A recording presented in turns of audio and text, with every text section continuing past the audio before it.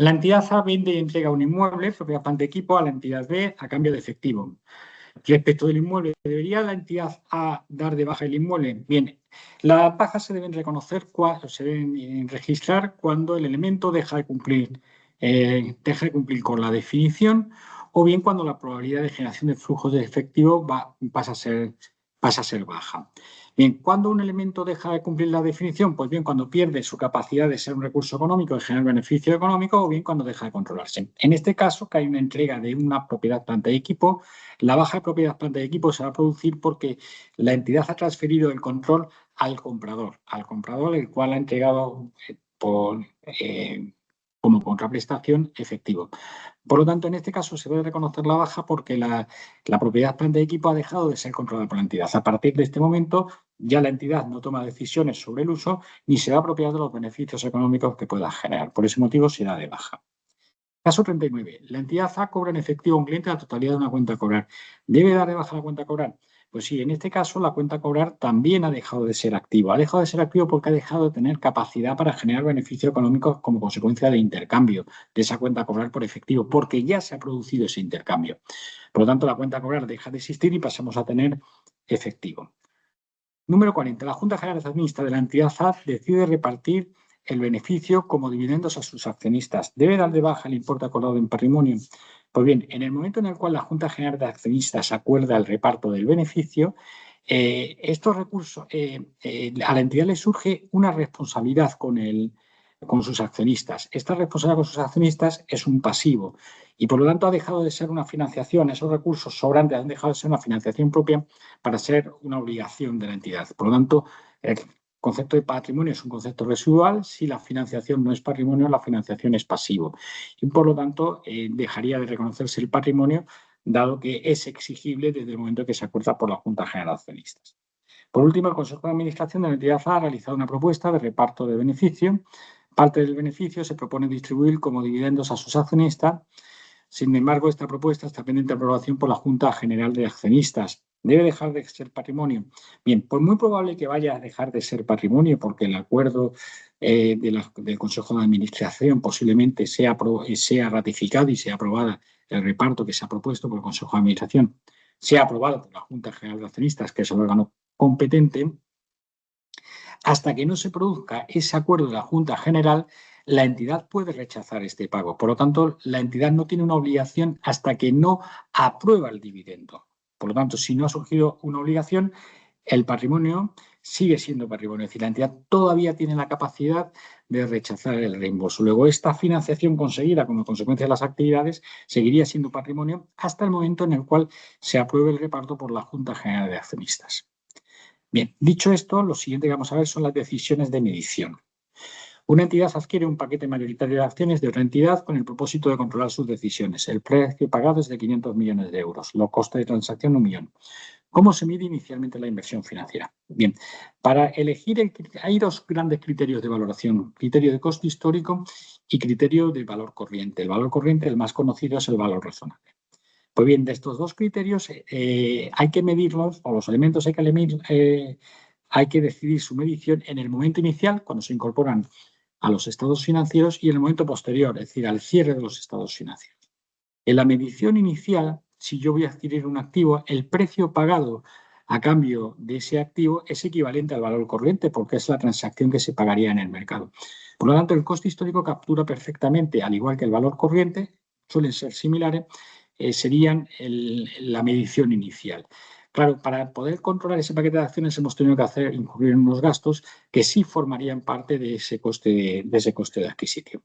Bien, de esta forma el valor total sería 501 millones. En valoración posterior, lo que hay que plantearse es si este paquete va a ser vendido en breve o es una inversión que es estratégica, que va a estar a largo plazo y cuya recuperación se va a producir como consecuencia de las actividades que se desarrollen dentro del grupo de sociedades en el cual esta participación pues es una parte constitutiva.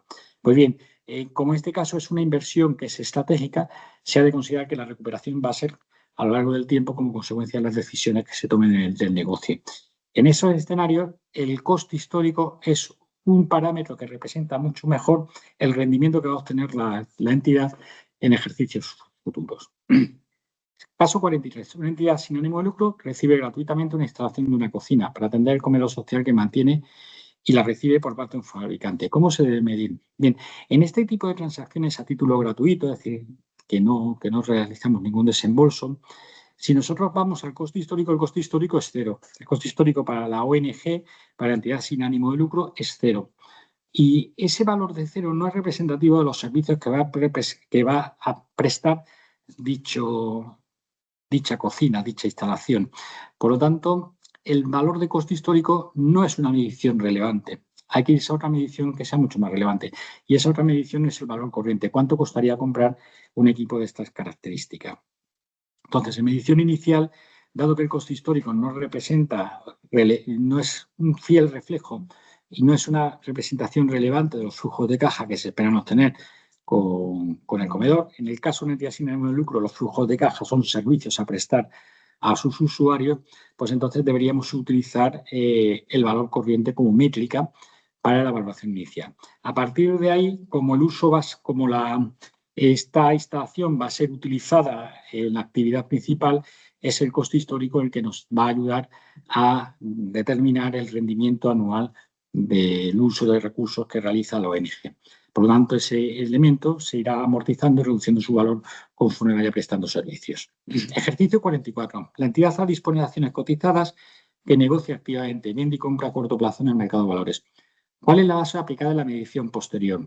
Bien, en la medición inicial, como ya dijimos en el caso 42, pues el coste inicial es equivalente al valor corriente, dado que se han adquirido en el mercado. Luego, lo que yo he pagado por ellas es lo que pagaría un tercero por ellas. Es decir, no hay diferencias entre valor corriente y coste histórico. Pero en medición posterior nos debemos plantear si al cierre del ejercicio se mantiene esa valoración inicial o hay que cambiarla al valor que tenga en el mercado. Pues bien, como nosotros vamos a utilizar este paquete como un paquete de compra y venta inmediata, dado que es un modelo de negociación, el criterio que mejor representa los flujos de caja futuros, el criterio que es más relevante en cuanto a los flujos de caja futuros que se esperan obtener de este paquete de acciones, es el valor razonable. Y por lo tanto, un valor corriente. Por lo tanto, nosotros mediríamos este paquete de acciones que se va a negociar en corto plazo a valor corriente, siempre y cuando pudiésemos obtener una medida que no estuviese cargada de incertidumbre. Es decir, si este paquete de acciones cotiza en el mercado de valores, esa métrica nos las da la cotización del cierre. Pero si no cotiza en un mercado, habría que ir a una valoración. Y si la valoración genera mucha incertidumbre sobre cuál es el importe que se obtendría de esa valoración, tendríamos que mantener el coste histórico porque el valor razonable no sería una métrica suficientemente fidedigna. Le faltaría la representación fidedigna. Por lo tanto, en principio, en este caso que se me compra y vende en el mercado de valores y el modelo de negociación es venta inmediata, el valor debe ser, valor posterior, la medición posterior debe ser a valor corriente, es decir, valor razonable. La entidad A dispone de un inmueble donde ubica su factoría. ¿Cuál es la base aplicada a la medición posterior? Pues bien, en la medición inicial el coste histórico coincide con el valor corriente. En la medición posterior el coste histórico va a representar mucho mejor cómo va a contribuir a la generación de rendimientos esta inversión. No es tanto lo que pueda valer en el mercado dicha instalación como el coste que cada año hay que imputar las producciones realizadas como consecuencia de la inversión realizada. Por lo tanto, el modelo de coste histórico que va reconociendo esa pérdida de valor por el uso como un coste de producción de los productos fabricados es una representación más relevante de cómo contribuye a la generación de efectivo. El punto 46, la entidad A tiene registrado un préstamo bancario recibido durante el ejercicio que pretende liquidar según flujos de efectivo contractuales. ¿Cuál es la base de medición posterior? Bueno, la medición inicial es coincidente tanto a coste histórico como a valor corriente, dado que el coste histórico debería ser el valor actual de los pagos futuros descontados a la tasa de interés que ha pactado el préstamo, mientras que el valor corriente, como la tasa de interés es la misma en el mercado que la pactada, debería ser la misma en el mercado que la pactada, debería arrojarnos una cifra similar, que es el descuento del flujo futuro a tasas de mercado. Bien, en la medición posterior es mucho más relevante mantener el calendario, o sea, la deuda por el valor del préstamo inicial menos las devoluciones de principal. Utilizando la tasa de descuento o la tasa de interés inicial del contrato, y no las tasas de interés de mercado que podrían arrojar diferencias en la valoración del pasivo que no son relevantes, porque al final la entidad lo que va a hacer es ir pagando los importes que están contratados, no el importe que en el mercado costaría esa financiación a cada cierre, que pudiese cambiar debido a que cambien los tipos de interés, porque suman o porque bajen. La entidad va a satisfacer el tipo de interés contratado inicialmente. Por lo tanto, la métrica debe ser el coste histórico, que en el caso de activos y pasivos financieros se llama coste amortizado. Por último, el 47, una entidad compra mercaderías a un proveedor por importe de 70.000, obteniendo un descuento de 7.000 y unos gastos de transporte hasta el almacén de 1.000. El pago se aplaza 30 días. Bien, hasta este punto, ¿cuál sería la métrica de evaluación inicial? La métrica tendría que ser el coste histórico, que es muy parecido al valor razonable. ¿Cuánto es lo que yo espero recuperar como consecuencia de esta inversión en existencias? Pues lo que me ha costado las existencias. Las existencias me han costado 70.000 menos 7, 63, más 1.000 de gastos hasta que yo he llegado a controlar las existencias. Es decir, el costo histórico está conformado por todos los costes necesarios hasta controlar las existencias. Esa métrica es la que voy a utilizar y la que me va a ofrecer una mejor visión en valoración posterior que el valor de mercado, dado que esa métrica me va a decir cuánto he ganado en el momento en el cual venda los productos. Hasta que no los vendan, no reconozco ningún margen por esas existencias. Por eso se queda congelado ese coste histórico al cierre. Ahora bien, si como consecuencia de las existencias que tengo en el almacén, imaginemos que están valoradas a 12.000, en el mercado valen 10.000, pues quiere decir que yo en el momento del cierre he visto que mis existencias, que están contabilizadas por 12.000, no van a generar beneficios económicos por encima de 10.000. Por lo tanto, atendiendo a la relevancia, no sería una representación fidedigna o no sería una representación, la probabilidad de generar 12.000 euros de caja no es alta, es más bien baja. Lo que sí es razonable es la generación de 10.000. Por encima de 10.000 sería una probabilidad baja, con lo cual ese exceso del valor del activo habría que corregirlo, dado que no es probable que se recupere. No pasa lo mismo si fuese al contrario, si hubiese ganancia. Las normas contables son asimétricas y conservadoras y no permitirían ese reconocimiento de ese sobrevalor. Bien, una vez visto este ejercicio, nos vamos a ir al otro cuadernillo, que es el cuadernillo de trabajo en casa, y vamos a ver las decisiones de reconocimiento. Bien, el número 27 de ese cuadernillo, página 12, dice: una entidad ha sido demandada en marzo por una supuesta competencia desleal por parte de uno de sus competidores, que le reclama 500.000 euros. Uno de los competidores demanda a la empresa por 500.000 euros por competencia desleal. Los asesores jurídicos estiman una alta probabilidad de que la sentencia sea desfavorable. ¿La entidad debe reconocer un pasivo? Bien, el hecho de que los asesores jurídicos estimen que la probabilidad de ser condenado es elevada, pues obviamente es una señal inequívoca de que posiblemente tengamos que hacer frente a esta obligación, ¿no? Lo normal es que el abogado, el asesor jurídico, pues tenga un incentivo para no ver las cosas tan oscuras, debido a su intervención en el litigio. No obstante, haciendo un juicio de honestidad, ellos nos dicen que la probabilidad es muy baja de que esto salga favorable.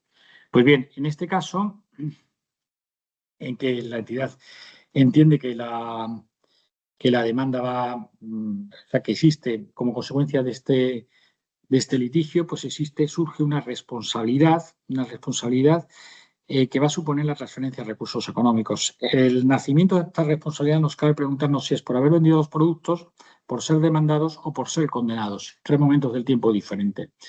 Bien, en este caso, en el momento en que vendemos los productos, la probabilidad de que tengamos que hacer frente a esta demanda es muy baja, con lo cual no cumpliría el segundo requisito de reconocimiento, que es que la probabilidad asociada a esta responsabilidad no fuese baja. En el momento de la venta de los productos, esa responsabilidad es baja, por lo cual no se reconocería ese momento. En el momento en que me demandan, si la probabilidad no es baja de ser condenado, sí tengo un pasivo. Y en este caso, pues tenemos un pasivo. Otra cuestión es que, siendo la probabilidad no baja, después no pudiese medir el pasivo porque no supiese el importe. Entonces sería por cuestión de medición, por incertidumbre en la medición, que atendería más a que la información no sería una representación fidedigna. Pero en este caso, la probabilidad no es baja, es más bien alta, y el importe que me demandan, por lo tanto, es la mejor estimación de lo que tendré que hacer frente. Es decir, ahí no hay incertidumbre en la medición. Por lo tanto, reconoceríamos un pasivo por 500.000 euros, Claro, cuando tú te reconoces un pasivo que supone una reducción de patrimonio porque tú no recibes nada a cambio, ni cancelas ninguna deuda previa, pues entonces lo que tienes es un gasto. Luego nos surge un gasto que va vinculado al nacimiento de este pasivo. Y el pasivo nace en el momento en el cual la responsabilidad de atender o de transferencia de recursos no es baja. Y además es una responsabilidad que no podemos evitar el pago para cancelarla. Bien, una entidad, por último, decir, si la probabilidad fuese baja, sería en el momento de ser condenados cuando nos podría surgir la responsabilidad o desaparecer. ¿De acuerdo? Bien, número 28. Una entidad firma en enero de X0 un contrato con un proveedor para la compra de materiales por valor de 200.000 euros a lo largo del año. El suministro se realizará en función de los pedidos que se vayan haciendo, según necesidad de producción. Bien, en este caso, la entidad está firmando un contrato marco en el cual va a ir haciendo pedidos y va a ir recibiendo existencias. Los activos se controlan en el momento que las existencias entran en el almacén y ya se puede dirigir su uso y apropiarse de los beneficios económicos. Anteriormente a ese momento no puedes apropiarte de los beneficios, no puedes dirigir el uso de esos activos, con lo cual no te reconocerías el activo. Si no he recibido los activos, tampoco he recibido los beneficios económicos, por lo que no tendría los pasivos. Por lo tanto, en estas transacciones no me reconocería ni el activo ni el pasivo hasta que no recibiese las existencias. El momento del contrato no es el momento del reconocimiento. Sin embargo, la transferencia de beneficios económicos podría haberse producido, dado que si se ha pactado los precios, a partir del momento que se ha pactado el precio, las ganancias o pérdidas asociadas al empleo de esas materias primas ya los experimenta el comprador. Pero no, al no haberse transferido el uso, no podríamos hablar de que se controla las existencias. Bien, número 29. La entidad A es distribuidora de bebidas y recibe de una bodega una partida de distintos tipos de vino para su venta, los cuales almacena en sus instalaciones. El acuerdo entre la entidad A, distribuidora de la bodega, establece que la entidad A cobra la totalidad de las ventas a los clientes finales, reservándose un 5% del importe total del concepto de comisión y transfiriendo el resto del importe a la bodega. Hemos de entender que si no se vende el vino, se le puede devolver el vino perfectamente a la bodega. Tras la firma del acuerdo en el balance, ¿de qué entidad deben figurar las existencias? Bien, las existencias han salido de la bodega y están en el distribuidor, y este todavía no los ha vendido. Esas existencias se pueden devolver a la bodega en caso de no venta. Pues bien, ¿quién controla esas existencias? Pues bien, la capacidad para dirigir el uso está parcialmente distribuida porque el precio de venta lo establece la bodega, porque va a asumir los riesgos en caso de que no se venda el vino, y la forma en que se distribuyen lo hace el distribuidor, con lo cual ahí el componente de control, el de capacidad para dirigir el uso está compartida, las decisiones están compartidas, ¿no? Es cierto que habrá unas pautas habituales de distribución con las cuales estará de acuerdo la bodega y por eso ha pactado este contrato con el distribuidor.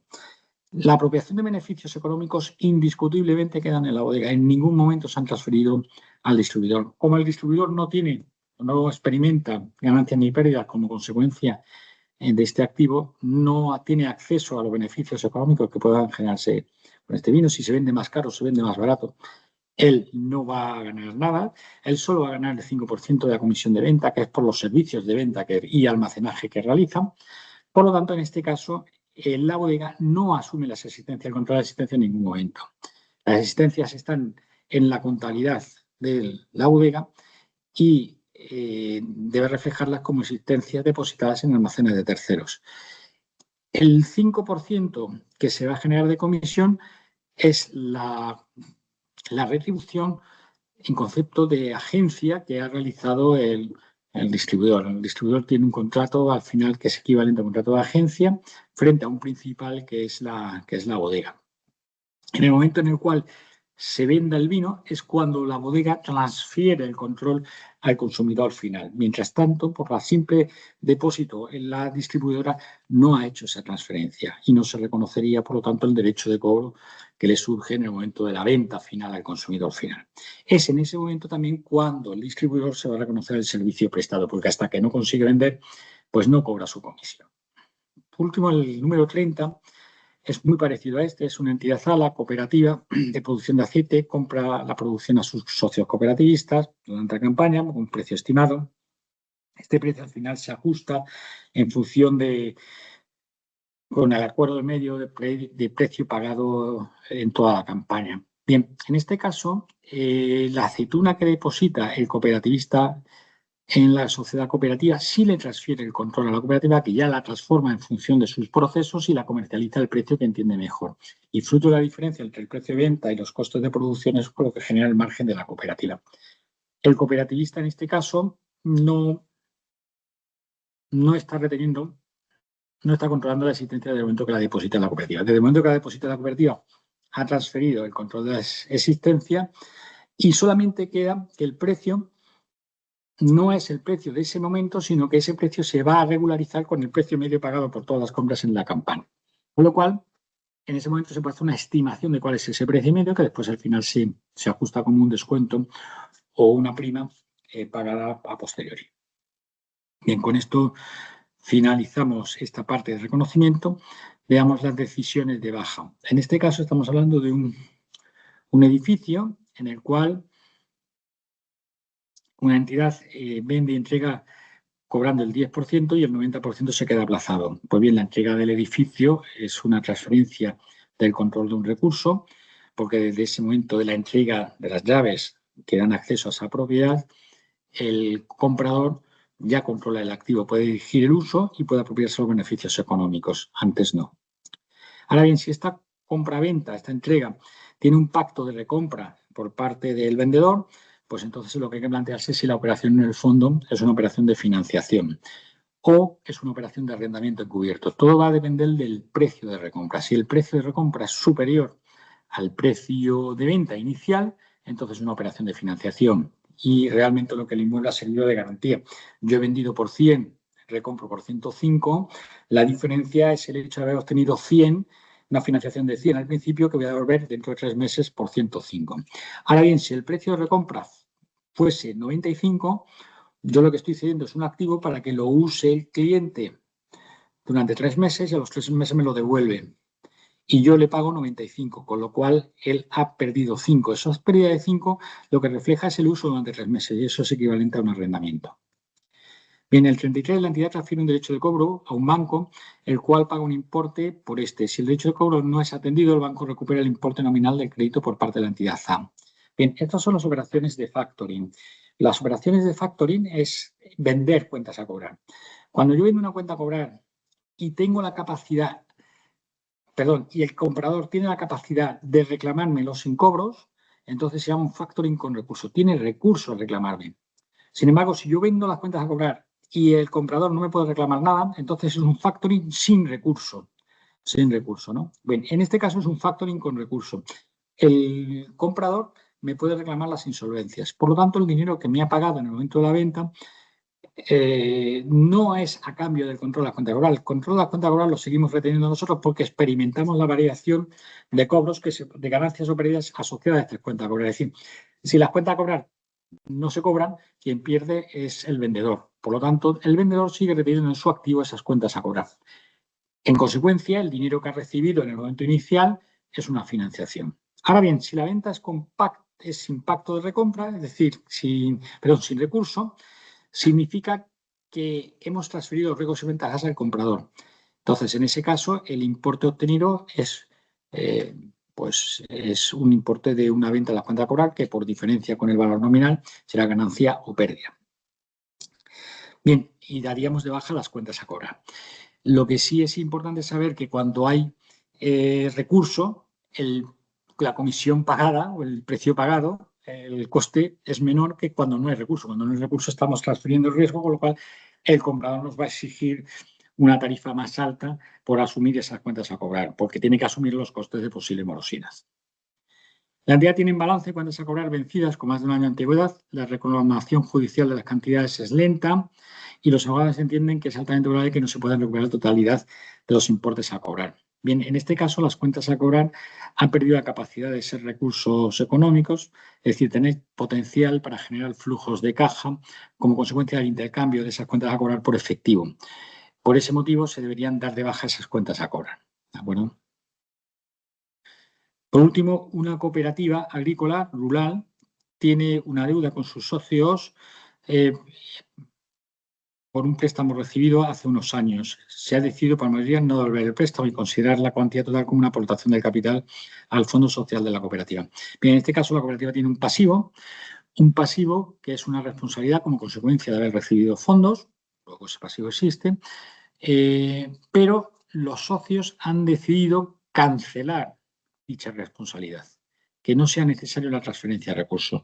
Por lo tanto, como han decidido cancelar la responsabilidad, es decir, que no va a ser necesaria, la entidad puede rechazar el reembolso, es decir, ya no está obligada a realizar el reembolso, la probabilidad de flujos de caja de devolución es baja o nula en este caso, pues entonces ya no existe pasivo. Entonces, esa financiación recibida en su momento deja de ser pasivo para pasar a ser patrimonio. El pasivo es una reducción de pasivo que se considera como es una operación con socios, un incremento de patrimonio.